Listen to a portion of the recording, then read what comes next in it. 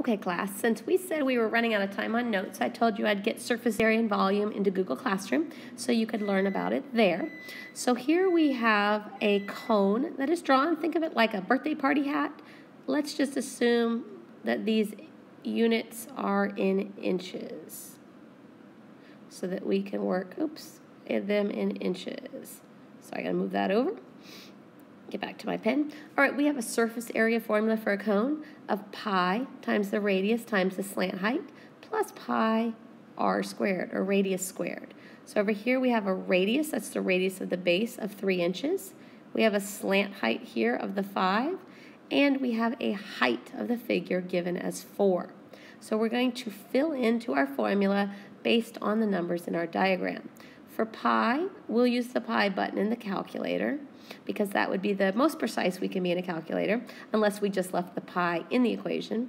The radius we're going to put in 3, and the slant height we're going to put in 5. Plus, again, we'll use that pi button in the calculator, and then our radius is 3, and we want to square that value.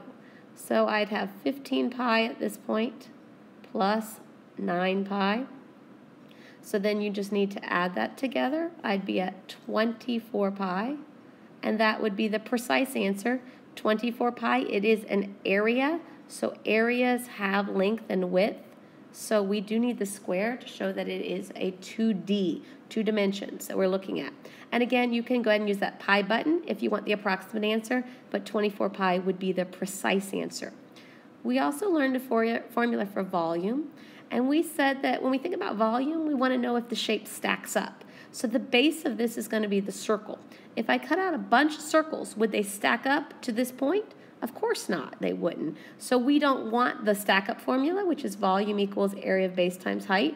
We want to go ahead and put that 1/3 in. That shows us that we're coming to that point. So 1/3 area of base times height. So 1/3.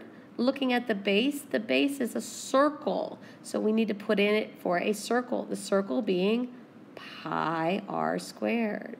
So pi 3 squared, and then the height, that is the height of the figure, which we have a measure of 4.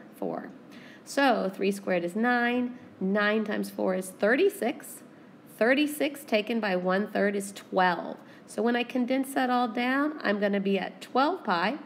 If we're allowed to do an approximation, use that pi button on your calculator. So 12 times pi. Volume is all that inner space. We have 3 dimensions to volume. So we're working in inches, so it's going to be in inches cubed. So hopefully that helps you kind of see how the formulas work, how to plug things in, and can get you going if you needed it on your homework.